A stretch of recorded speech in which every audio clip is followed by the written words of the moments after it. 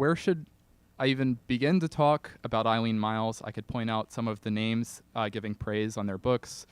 Chris Kraus, John Waters, John Ashbery, Helen MacDonald, and titles include quasi-autobiographical novels like Inferno and Chelsea Girls, the latter of which you might have seen on display here all summer as a summer classic here.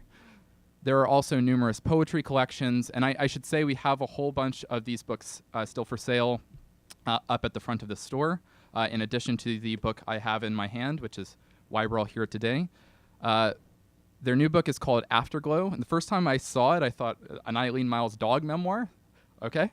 Feels both right and a little bit odd because I have certain expectations, maybe it's just me, of standard tropes for animal relationship stories, and Myles's work often tosses standard tropes off to the side. So case in point, in the first few pages, you're already learning about people advocating for the legal rights of dogs against their owners, speculations on what it would be like to work for George W. Bush, and so on.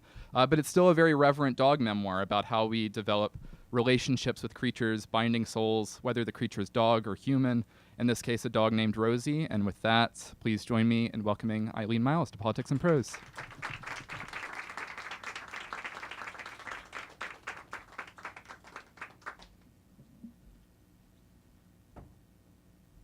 Hi.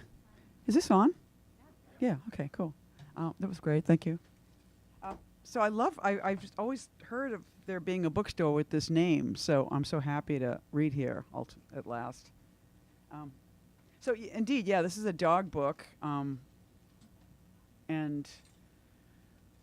God, I officially started writing it when the dog started dying, which was like in 2006, and so I had a pit bull named Rosie who lived from 1990 till 2006. But as it turns out, there were elements of the book that I'd written before, long before I thought about her dying at all, but more just in terms of like some of what John was talking about. It was just like, if you have a dog, no matter what you do, you're not doing enough for the dog and you feel guilty. So it's very easy to imagine the dog being in a state of rage at you all the time. And so you kind of I wrote into that a little bit, and I'll start with that part. But then after she died, there was a problem, which was then, now what, because I just didn't want it to be a sentimental, like I meant it to be kind of a punk dog book, in that it was going to be about her dying, and it was going to be harrowing. But she was dying for 6 months, and that was it. And I said what I had to say about it. And maybe the core joke was God dog, like I kept reversing that and making dog be God and so on. But so it wound up being. But I read a lot of sci-fi when she was dying, which I had read a lot when I was a kid. So it just started to imbue the book, and it just got to be the most fantastic book. You'll see if it's really fantastic, but it's a pretty fantastic book. And so I'm going to read, because this is DC, I'm going to read one of them. There's a part that's sort of governmental and fantastic. So I'm going to read the beginning and then towards the end. And thank you so much for being here.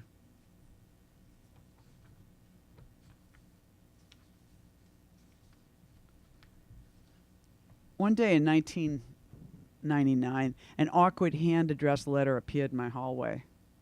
The mailman threw everything on the stairs. I grabbed a letter and headed with Rosie to the dog run, which in that neighborhood was a skimpy little triangle at 39th Street west of 9th Ave. It was an amazing perspective on midtown roofs and also dull traffic heading to New Jersey. My neighbors were weird, sad former actors. I liked the pink-cheeked older woman named Doris who walked every one of the neighborhood's dogs, including mine. This is like 16 years ago, so Doris is probably dead.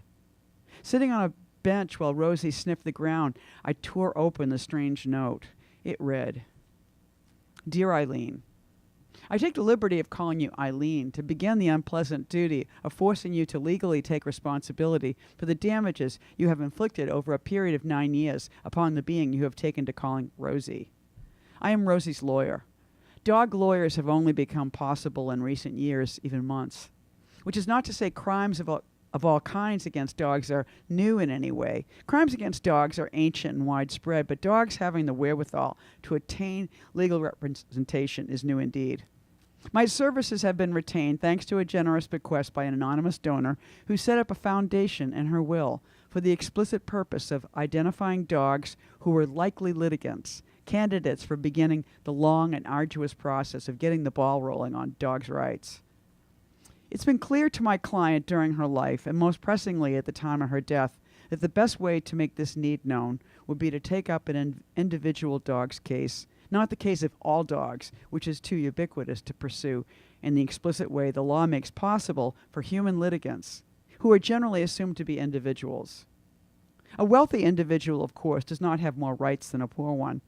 We are all brought up to honor human rights, but only wealthy humans are able to use the full force of the law, i.e., obtain high-quality representation. By this logic, there can be no freedom for dogs unless there are wealthy dogs. There is one today, the dog formerly known as Rosie. She has been left a significant sum of money in my client's will. She may spend it as she pleases with the single stipulation that she obtain counsel and press charges against her owner for a variety of abuses and crimes against dog kind. As you know, Eileen Myles, that owner is you. It seemed unbelievable to me. Rosie was about 10. I looked at her licking an empty wrapper against the fence. She appeared entirely innocent of the letter's content. "What? Are we already going home?" she seemed to say. Okay, I don't think she knows anything about this. I popped the leash back on and walked home, planning my day. The loft we lived in was right across from Port Authority. Day and night I watched the lights of buses sail in and out of the building. I thought about the letter from time to time. I mean, for years. I showed it to people. They laughed and smiled. Could Rosie and my entire relationship be framed as blame? Did I force her to have sex with Buster that one time? No, twice. Could I write a book about that? I've never been an idea writer. I have like a spurt and then I go do something else. But this would be her book. A dog book is a great idea. So that's where we begin.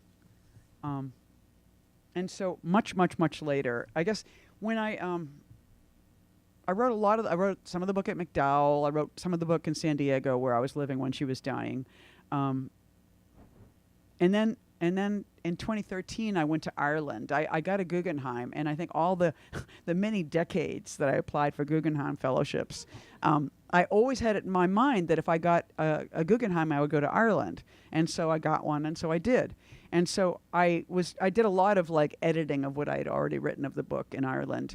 But I got to a point where it was very clear that I needed about 35 more pages. The book was not big enough. There was something missing.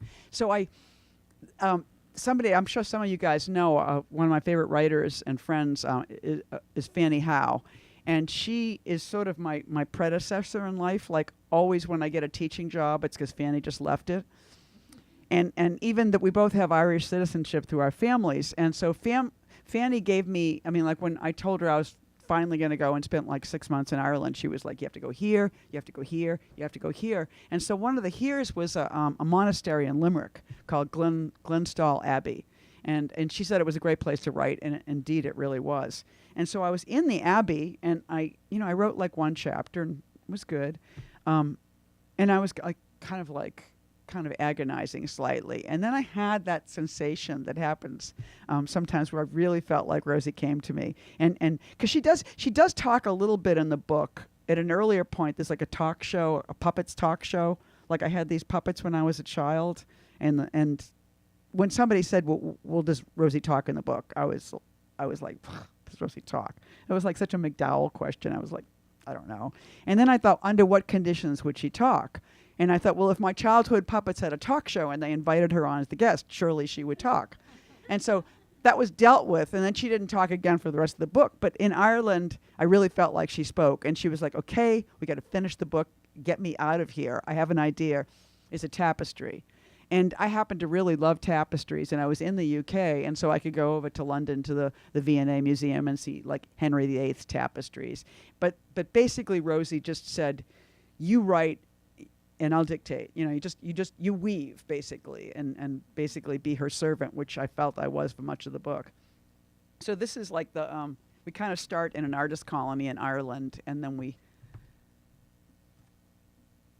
go to the monastery. But it's Rosie talking. Just know that. Somebody got terrified. They thought, dog book good? No, not dog book, not good. And in Ireland, I should mention that briefly there was a dog. There was a dog that just sort of came to me. You're not supposed to have a dog at an artist colony, but there was this dog, and I kind of let her into my room and had her for a few days, and her name was Peggy. And by the way, Peggy, I'm fairly certain, and bear in mind, this is Rosie talking. And by the way, Peggy, I'm fairly certain, is Nellie. Can that be true? Yes, the dog you so badly wanted who crawled in your bed was in fact your paternal grandmother, Nellie O'Riordan. You needed an Irish guide. All the women in the kitchen said you should just take her because that would be the Irish way. But there's no right way or wrong way, Eileen. I've watched you spend so much time at the crossroads thinking this or that because of the absence of one very clear and important idea which I will now share with you. Longing is not direction. It's okay to feel very sad that this dog is not in your life and you thought she would be. To be a deep and constant well of sadness is a very real thing, but it does not mean that you should go either right or left. It just means you are a well. You need to go on, and especially now you need to go fast because you want to cover some time and land in the time you've got left. I need to finish this tapestry, be done with your book, and resume my own traveling. Your grandmother entered into Peggy because that's what people do all the time, become dogs. And dogs become human that way, and this transmigration of souls is a very Irish thing, remarked upon persistently in literature. But it's wider than Irish or American, more ancient. And we will continue now with our weaving, which I think you understand now as an intuition, a dog talking inside of your head. Listen closely. And carry this message to the world. I've been other dogs, and I've been people other than your father. I've been Monty. Oh, that's a big idea of the book, is that the dog is Eileen's father, too. I've been Monty. In fact, that's why you keep getting stuck at the crossroads. Your father was stuck, and so he just died, crumpled. But you kind of pause and scribble a bit, or a lot. Your favorite moment in literature is when Frank O'Hara paused. Did he pause? And thought, I could just make a phone call. It was a dog thought. Robert Johnson paused. You once had a car accident listening to Robert Johnson. He is very important for you. He made a deal with the darkness at the crossroads. It is how he got so great. Like lightning hit those fingers. Give it to me, he said to the devil, and that's what he got. He got it by standing there in between and welcoming the darkness in. You think it's evil? It's something else. It's what's in between. Claim it, own it. You've heard of Manichaeism? It's the struggle between light and dark. It's very empathetic. It's very thoughtful about the pain of the light particles trapped in all things. The light just wants to get out. I'm Mani. I painted my teachings because if you show a story, it's in the day. It's not trapped in the secret place. I mean, you can barely prove what I said, but I had influence. In fact, people generally know more about me as an anti-belief than a belief. That's okay. I take space. I take space over power any day. My pictures had power and traveled all over the world for about 500 years. I was bigger after I was dead, which I think is kind of my way. And I was trapped in a cell, and I died there. What's lost has more power than what is saved, known to be lost. And that tragedy fell within, and was felt within the followers. Your mother received a letter from a woman who was on your father's route, number 411 in Harvard Square, and after he died, she wrote to your mother to say what a wonderful man your father was. Do you remember this story? No need to reply. I'm taking this right to the end, all of it. I'll introduce people. I might sing a song, but I'm taking it home. I am. Here we go. You've thought about that letter so much because your mother lost it. She never gave it a second. It was the way she survived. She stood there wavering on a bit of scar tissue.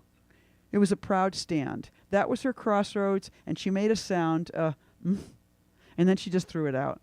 That letter about him, all his letters. He's entirely gone because she needed to keep moving, or she would have spent her whole life at the crossroads. And she built him up as an enormous, invisible man, a letter carrier, a monument, your dad, as someone you needed to see. You have such figures all over your family tree, dogs and letter carriers. Do you know why? I will tell you. To carry the sky. Here we go. There's a particular blue, a kind of vibrating denim that was adopted by the U.S. Postal Service in the early 20th century. And it is technically described as blue mixed cadet cloth. The postal uniform is one of my favorite colors. I Monty, I Rosie, I Terence. Being illuminated exactly as much and precisely as little as a night sky in winter. In that struggle of night and dark, this is the exact fabric that depicts a frozen moment, a snowflake moment of color and crystallization that all dogs and precisely calibrated spiritual beings would recognize. Visually, there are colors that are also tones. That's the kind of painter Mani was. He uses color sparingly, just a whiff of it. I'm not making a dog joke. I'm making a dog joke. It's an Iranian painter term, and I was born in Persia. I spoke Syriac, Aramaic, but let's be frank, Iran. I was an Iranian holy dog. My book of paintings was called the Arzang. Once I was no longer seated on the holy throne in churches because I was dead, the Arzang would be placed there on the highest seat. It was venerated. It was open. I'm telling you this because in our time, you must make a holy book, a book full of holes about time along the shapes that grace this tapestry. Can I be frank again? This rug.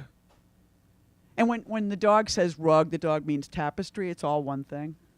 It's a magic rug, and I am a mailman. Your father was a mailman. Your grandmother's brother, Tim O'Riordan from Knocknagowan, Rye Lane, Cork, mailman. On the Miles side, your grandfather's younger brother came to be known as Barney from Dun McKenna, Lytton, Monaghan, mailman. It's a shame, Eileen, that you are not a mailman. The dog smiles. Perhaps you are. But the United States, as we know, is a very evil and accidentally spiritual country. It is a Manichaean country. So accidentally, pyramids speak on its money, and so accidentally, the cadet blue of Persia, a vibrating speaking color, is the uniform of the common U.S. mailman. And your father, Terence, was one. Terence meaning tender. It's no accident. Am I still Rosie? Perhaps you should go out and look out the window and see the mixed cadet blue sky. It's a magical time and a thief's time. It's little wonder that mailmen worldwide do not simply destroy the mail. In the same way that a chorus of dogs will surely defile and piss on this rug when we are done, the mailman wants nothing better than to destroy the mail. Why? All these men and women who are carrying these bags and carriages through the streets of the world, all of them are dogs. Does this not give you a different and a better feeling about the U.S. Postal Service? It was enough for you to learn that there have been mailmen going back in your family's history for as long as there was mail, as long as there was writing. The sky is full of pictures tonight. Cadet blue is made up of millions of pinpoints of light coming through from the other side. Other side of what, you might ask? The holes in the tapestry and the holes in the sky are of the same ilk. It is for the purpose of reproduction. Now, of course, there is not just one night like tonight. It has a copy, and that has a copy. It is out there somewhere. The universe is doubled. I, Mani, was given prophecy by my twin. Also, if you look long at the double sky, the double universe posing as one establishes a massaging effect on your optic nerve, which will open a sea of images, which is destiny and time. It is open tonight, and tonight, the night after Christmas, all the messages that will ever be sent are written in the sky. Why are the postal workers angry? It is not enough to know that they are dogs. Just last night I was told, on Christmas, of all time, a sad tale. Of course, Christmas is the saddest day of all for me, because Jesus was my other. What day was Mani born? We do not know. No copy of his book, The Arzang, exists. We hope this book will be that copy. We know that it sat on a chair and it was revered. The dogs who work for the U.S. Postal Service are sending false messages, and it breaks their hearts. The sad story I heard last night was that a dog outside of the service had been killed, had been put down for biting a mailman. This is a slow religious war. The dogs who have taken the bodies of mailmen, either from birth or after the time of the age of 13, when a body of one with a weak nature may be intuited, are the natural prey of the dogs in body, who are loyal to the picture, not the script. You would think then that dogs would hate writers, but it is not so. Each writer is required to tell a dog story, and so dogs attach themselves to writers to spur on the ghostwriting. And a writer might worry that too many dog books are being written, and no one will be interested in reading hers and buying it. And obviously, Mary Oliver has written a dog book. Writing a dog book is hard because the writer is in servitude to the dog most clearly now. The dog has been serving the writer for years, opening up her life and getting her out into the air and onto the beaches, and even bringing attractive people into the unattractive life of the writer, who often never goes out. I'm going to do a tiny jump. I want to return to the mailman and the letter. What is a letter, Eileen? As your father is floating over the house and the child with curly hair, with a perm, is agonizingly writing these words, I will not talk in the corridors. I will not talk in the corridors. You are beginning your weaving, Eileen. Gertrude Stein is a very great weaver. All writers who use the sonic mode in writing are returning the fruits to the cave. We watched you smash a red clay pineapple one day in your farmhouse in Ireland, Eileen. I hope by now you would see the meaning of it. In your wind-swept 18th century summer, 2013, in Italy and Ireland, the pineapple was following you. The pineapple is Ganesh. Imani brought Ganesh into not Christianity or whatever you call the thing I was glowing in. Jesus was one ball and Imani was the other. Jesus was my brother. The pineapple, of course, is a gift. Why were you so hurriedly moving the pineapple off the windowsill one day in Ireland? Getting ready to go again, I think? Once upon a time, pineapples adorned your brother's bedposts. Your brother was wealthy, Eileen. It seemed that way to you as a child because he had a paper route. You do not need a man's wealth. Mani does not need Jesus Christ's fame. People say the pineapple means welcome, but it also screams riche. Grown elsewhere, brought here by magic, the pineapple is a voluminous kind of mail. It will always be delivered. The mail will find you. Whose house are you in now, Eileen? No matter. I think you linked your fate to the road in that shattered moment. You broke finally with history in its satisfied welcome. There is only comfort now in working slowly with me and all the dogs, tracing a path like a Johnny Appleseed of blue fruits and sonorities across the sky. But what is it about letters? Because we want to tell the truth at last and not spread the same stale jokes about dogs and mailmen.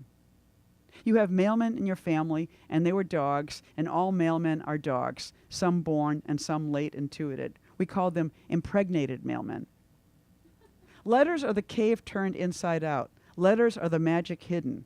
Am I against writing? Am I against the text? I am against the pineapple smash. I did it. And I am against the letter too. When they say he goes postal, he is exploding from the pressure of carrying the letter for years. Often he is a soldier. Sometimes they are women too. In fact, the post office is the single greatest employer of women in the U.S. government. Women quickly shinny up this pole of power. The pressure of the letter is great. The last great thing about letter writing was cursive, and it is gone. Cursive was a photograph of the nerves of the writer. So though the load of the letter was great, the flying hand like a bird told the inside of the cave of the writer. It is abstracted stuff. The pressure of the light particles is great inside matter. Imagine when there are no pictures. Each letter rolls in front of a cave and shuts out the light. What else does it do? The last great thing was the typewritten letter. The weight of the body on the tapping machine, the choice of paper. Usually the hand has written the address on the outside of the envelope. Often the body has moistened the stamp and has stuck it on. Less involved, we tear a piece away and we stick it on now. Possibly a hair may get caught in the pressure of that. A dirty person will leave something, if not spit. But how is the mailman against the letter itself?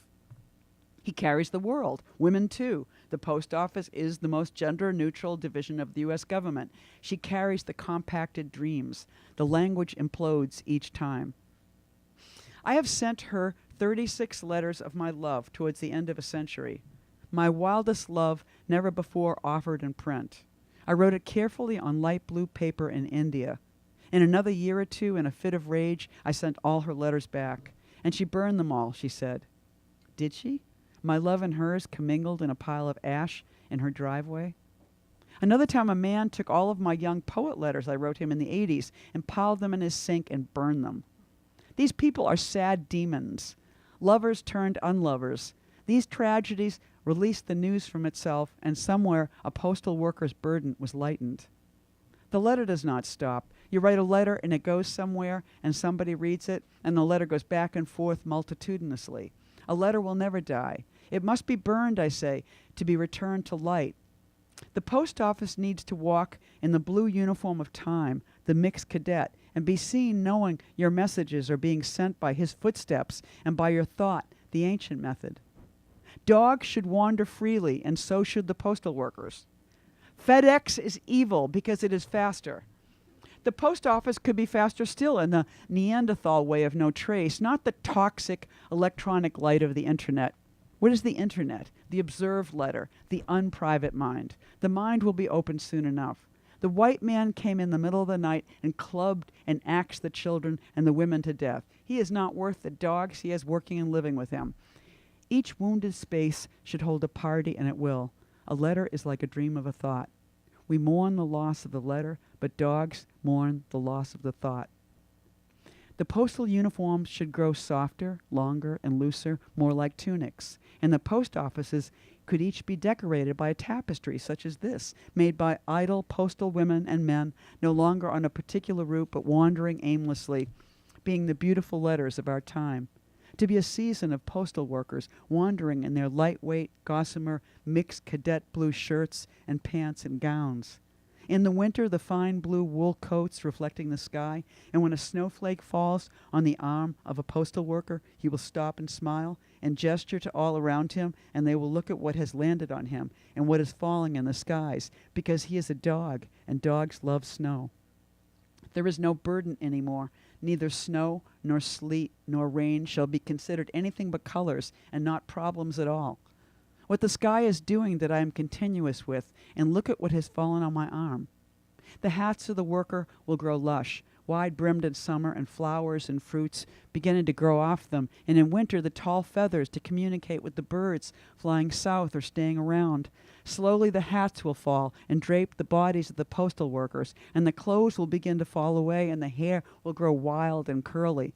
The women will be models for all of the other humans, wild, strong, mammalian women of the U.S. Postal Service, carrying nothing but a strong and passionate attitude and a message for everyone, which is their own bouncing back and forth among them all for eternity or infinity or today. Time in the hands of the postal worker will become slowly unlabeled. FedEx and UPS will continue rushing around, but increasingly they will not be carrying anything except speed itself. And eventually they'll begin bumping into each other, and only each other, because the proper refuge will have occurred, and everyone will be beginning to live slowly in the right time with themselves, because there is no kingdom now, and the end is only when the road has invited us to leave. Are we ready? Thank you.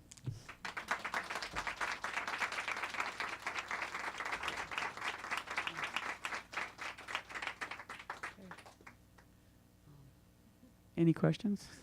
Well, I'll start things off for people, and hopefully other people will ask questions as well. But you talked a little bit. I was going to ask about handwriting, and you ended up talking about it in the passage that you read. Because I know in your writing a lot of the time you use underlines, which usually don't end up in a lot of other books. Like when you're writing, people underline when they want to emphasize something that ends up getting into italics when you're reading a book. And could you talk about the process of, I don't know, it just ends up looking like handwriting when you read it. Right. And I just like that about your work, so I was wondering if you could talk about that. It's a small thing, but. Yeah. I mean, I think there's so many ways in which writing is disembodying, you know, and so I feel like part of what I've always wanted to do in writing is to figure out how to put the body back. And I think there's so many different ways of doing that. But certainly, like, as somebody who like started writing by hand and in notebooks, and then was the manual typewriter and the electric typewriter and the dedicated word processor and the computer, there's been so many different levels of publication and watching my work get further and further abstracted. So I think Alice Notley, I noticed, was using underline. Like, I've always hated, like, I think underlines, because I grew up on comic books too, so a lot of my graphic ideas have to do with when somebody was like, what do you mean? And in a comic book, mean was always underlined. And when I would, so in poetry magazines, that was the first step, but then quickly people, like, it became, like, underline means italics. And it didn't. It meant underline, and italics meant italics, which meant something else for me. And so I think in the same way that, like, the longer I've read, the more I've become sort of a crazy reader, and I'm moving my body and moving my arms because I feel like I have permission to use everything I've got to convey what I'm trying to do. I've also felt like in the printed word, taking permission to put things back that I missed along the way, and thought, well, wait a second, this might be bad English, but it is actually the way I hear it and the way I think it, and is one of the codes that I've learned to think and grow knowledge in. So I think that, I think figuring out ways to put handwriting back into the present of a book is very exciting to me, and any kind of destandardizing way to treat the language is very exciting, because again, it's just one more way that we get homogenized. It's sort of so it's like difference. It's the excitement of difference, and that's a difference that I care about. Making it graphic, I think, is one way of saying it. Please. Great. Well, thank you for the reading. I first met you or saw you read, I guess here in Washington, but it was when Washington still had a women's bookstore, and it was about 17 years ago. It wasn't Lambda Bookstore, or there was a women's bookstore? Yeah. Llamas. Yeah. Thank you. Huh. And you were traveling with Sister Spit? Yes. So 96. Oh, was it? Oh, my goodness. Yeah. Okay. So before 2000. So it's great to see you now and reading and reading out loud. And you obviously, it looks like you enjoy still reading out loud and Sure. performing. I'm just wondering, how do you feel? Are you still doing spoken word at all, or I never did spoken word. I don't even know what spoken word means. No, you were reading your poetry, I guess, at that time, right? When you you mean like reciting? Yeah, reciting. Memorizing. Ah. Yes. No, I don't do. Once I keep thinking that would be great. I should do that? Why don't I do that? Because it was a sort of a step. It was also about the 80s, because it seemed like I started writing poetry in the 70s, and poetry was really cool. Mm-hmm. And it was poetry and rock and roll, and there was just it was in the culture. And by the 80s, it was just, the 80s was so about money and drugs and fiction and it's just my neighborhood changed. And so it was suddenly to be a poet was sort of to be a loser. And I had interest in writing fiction then too, but I was a poet, and I love writing poetry, and performance art was having a real heyday in the 80s. And so for me, I think two things. One was that I had always heard that Russian poets, like Mayakovsky, they would learn their poems and recite, and they were like rock stars, and they had stadiums. So there was just this way in which if you put the text into your body, again, then you would become it more. But also in the world of performance art, people would not reject you as a poet. They would see you as a performance artist. And so then you had an opportunity to, because I think, again, we're talking about money. In the 70s, there was the NEA was funded fairly well, and the literature department, the literature division was started by a guy who was all about the small press publishing. And so there was there was money for touring for poets even in the 70s. By the 80s, there was no money like that, but there was money for performance art, because art galleries would bring you. And so part of it for me always has been trying to figure out how to get my work out, and if I have to memorize it, I'll do that, and now I don't have to memorize it. So I keep thinking what a great idea, but I never do it. And are you working on anything now after the publication of this book? A screenplay of Chelsea Girls. So we'll see. It's like you sign something and it goes this far, and then you write something and it goes this far, and it's just but it's a movie. Yeah. So will it happen? I don't know. But I they optioned it, and I got signed on as the writer. So I'm half the way. Thank you. Yeah. Hello. Hello, Eileen. Thanks so much for that. I'm thinking about a lot of the ways that one thinks of a dog book is, cutesy and anthropomorphism and projection, right? Mm-hmm. And you're playing around with projection, but it also seems like possession, both in the sense of the dog possessing you and sort of the dynamics of ownership. And I wondered if there's anything, in your thinking about that kind of changed through the doing of it, how sort of playing around with possession possessed you, perhaps, and especially sort of the economic, sort of the possession as ownership, right? Wow. There's so much in there. I feel like she just taught me how to write fiction through, because I felt like I was like, okay, I'm going to speak for the dog. And I was sort of open to that. And then somebody else started to talk in the book. And suddenly other people started to talk in the book. So it was kind of like, in a way, it was exactly the, watch out what you what you asked for, because I was, being open to the dog, I wound up being open to a lot more. So even when I'm reading this, I mean, like, I'm being the dog, but I feel like there's this preacher character walking through this book. And I feel like she's like one of those, like, Amy Simple, like one of those female kind of cult leader preachers. I was like, I don't know where I have some ideas about where she came from. Like, when I was younger and I would try and stop taking drugs and drinking so much, I would go into these, like, chilling out periods, and I would get spiritual. And what that would mean was there was like a spiritual bookstore, or an occult bookstore in New York in the 80s and 90s called Wiser's. And they had all these theosophical texts.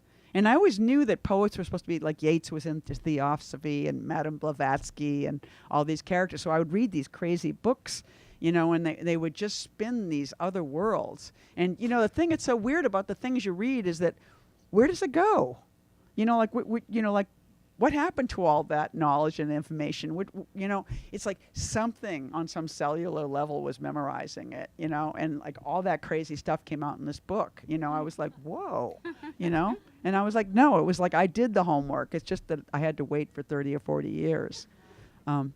So that doesn't exactly answer your question, but she gave me a voice. And suddenly, because I think the joke is too that this is a memoir, and people are always like, in my novels, because my narrator is Eileen Myles, people are like, it's a memoir, Myles thinks she's writing a novel, it's a memoir, So this time I call it a memoir, but it really is fiction. Yeah, there's so much more.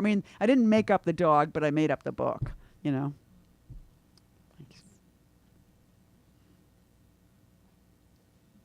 I'd love to ask one more question, but I don't want to impinge on anybody else. I just, you talked about the sci-fi that you were reading. What books were you reading? Octavia Butler.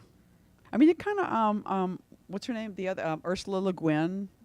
And then William Gibson. Not very, and then some, like, very old school, Robert Heinlein, and a guy named Ben Bova, who just because I grew up in this town in Massachusetts, and there was a sci-fi writer in my town named Ben Bova, and I was just always like, oh my God, there's a writer that lives in Arlington, And so I just, what happened was I went to the library sale in San Diego, and they were just getting rid of all the sci-fi, or the paperback.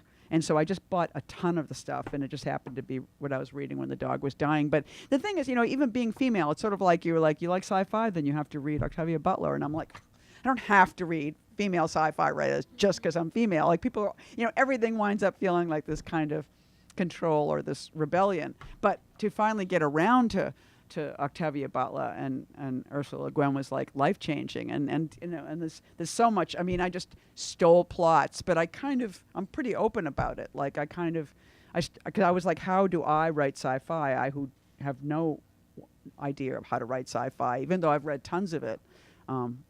And so what I started to do, it's like this trick that I learned from Bob Dylan, because when Bob Dylan was going to see Woody Guthrie, when Woody Guthrie was dying, he was just, he was a total hero of Woody Guthrie's. And then he would go to some club on Bleecker Street and say, here's a song by Woody Guthrie. And he would sing Woody songs. And after a while, he was really writing his own songs, but he kept pretending that he was covering Woody, and he did that for a long time before he claimed those as Bob Dylan songs. And so with this, I was like, I started to tell the stories of the books I was reading when my dog was dying, except I'm really I have a bad memory. I really can't repeat plots at all. I forget them utterly. And so I just started repeating and lying.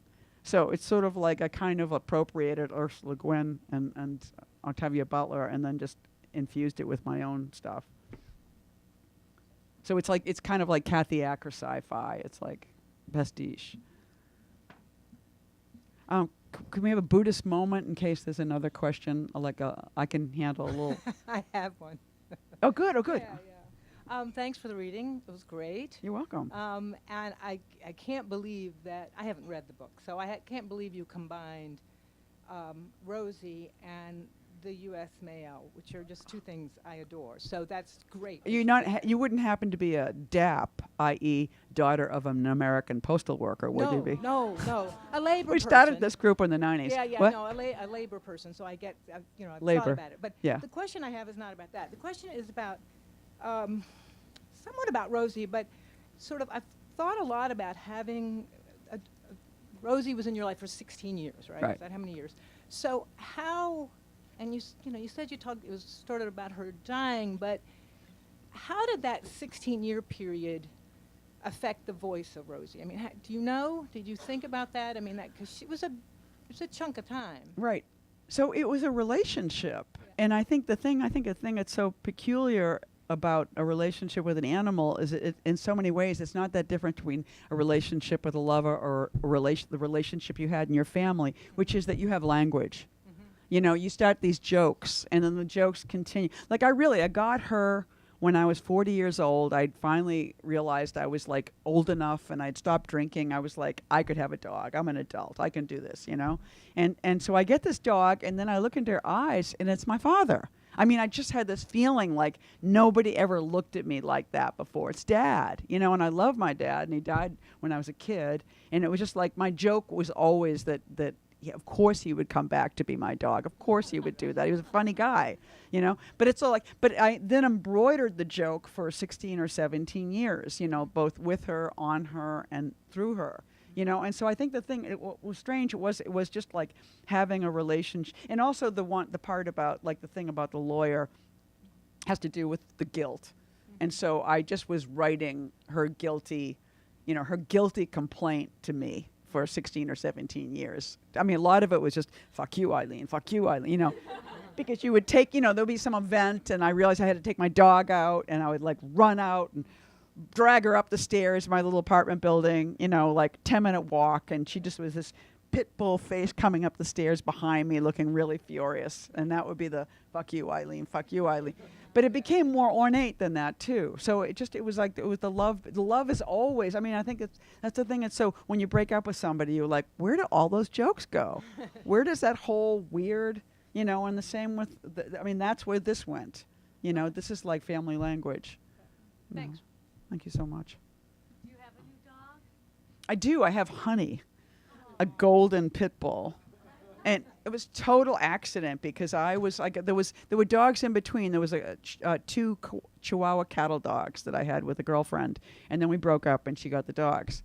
So I was doing alternate parking in New York. I don't know if you have this in DC, where you sit in your car and you meet your neighbors, basically. It's so weird. And my dog walker comes along, and she's, you know, and we catch each other up about breakup and who got the dogs. And so she's like, "You're dogless." And I said, "Yes." And she goes, "You know, there's a pit rescue person on the block who would be very," she goes, you could foster. And I was like, "Oh, that sounds foster. I could do that." So she hooked me up with this person who like texted me like instantly. And there was like a little submissive pit bull named Mindy that I could have for the weekend. And on Monday, somebody was taking Mindy. So it was very clear, very boundaried. And I'm like, this is perfect. And then on Friday, I get an email, and it's like from the dog rescue person saying, wait a second, there's a beautiful golden pit bull named Honey in the city shelter, and she's being put down at 1 o'clock. She's 2 years old, and look at her. And I looked at her, and it was like, you know, you can tell so much. I mean, if you guys go to Pet Finder, you can tell so much by looking in that dog's eyes, you know. And this is a dog I would not have taken. You know, she just had this mad, glittering look, like just fear, raging for life, you know, like crazy redhead. And I was like, all right. And she said, you don't have to, we're just foster her just to get her out of the shelter, and we'll figure it out later. So that's my dog. You know, it's just like 3 years have passed. And she's just, you know, like I feel like there are human dogs and there are animal dogs. And Rosie was a human and Honey is an animal. And she just like, she went, I live in Texas and New York, and she went to, a few days before I left Texas, I took her for a walk, and I was in the middle of a deadline, and I felt guilty. I hadn't taken her out. We're walking down this beautiful road with like ranch land on both sides, and she's pulling, and I'm like, let her be free. So I let go of her. She quickly runs over to the side of the road, finds a hole, and is out on the ranch land, and there's cattle out there. And I was like, oh no. And this has happened once before, and she starts herding them. you know, and she was gone for an hour and a half the last time. And I'm like, I know the drill. And I just went to this, you know, the road, waited, and she didn't come back. She was gone for 4 days. And I met ranchers, I met animal control, I met border control, I met librarians. A friend of mine who's like a ranger went in a little plane looking for honey. And then, like, as I'm driving out of town, and I had a dog sitter coming, but there was no dog, I get a call. I'm halfway to the airport, and they're like, we found honey in the barn with the cattle. And she had been out there herding bulls for like 4 days. They were like, the ranchers kept seeing this dog. I was like this little pit bull. I was like, what was she? So my joke now is, I mean, like, I felt like I got a house in Texas for honey. And then I had to get a Prius because it's like, it's so expensive to drive across America that I needed to get a car that you wouldn't use much gas. But now it seems like I need ranch land and some cattle. So she just keeps upping the scale of my life, you know. Yeah. Yeah. Thank you very much. I was wondering, you were talking about giving voice to Rosie and just the concept of giving voice, and I happened to be starting to read your book. I haven't finished it yet, this one, when I saw an article about a lawyer who was fighting for, I think, the Colorado River, I can't remember which, and saying if corporations are people and have legal rights, why not a river? And these arguments have been made for primates, and it also got me thinking about Ted Chiang. I don't know if you've read his book, a sci-fi writer, about sort of software avatars and their eventual legal rights of some kind. So I thought it was interesting you opened the book with legal discussion and how legal language and a legal framework can give voice to subjects under the law or whatever, and that the dog might be one.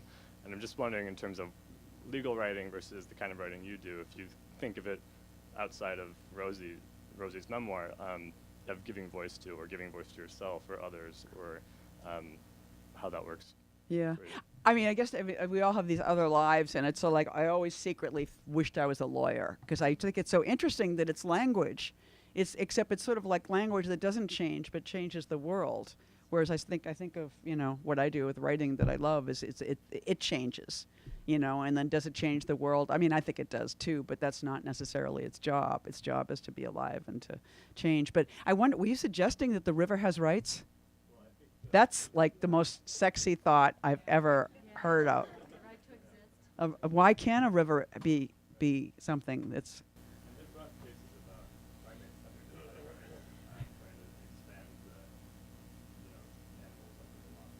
Absolutely. I mean, I'm starting to move towards vegetarian because suddenly the reality of what animals are and what they feel, it's like, so, you know, it's like, I'm a big bacon eater. And suddenly I was like, I've heard so much that pigs have the intelligence of a 5-year-old kid. So it's just like, maybe next time I think about having some bacon, I think, why don't I think about having a 5-year-old kid? You know, if it's not, you know, think about that, you know? So it was horrible to leave it in my hotel. I'd left the bacon in the street, you know, in the hallway. But I thought, I'm not going to eat that child. No. No. Oh, thank you.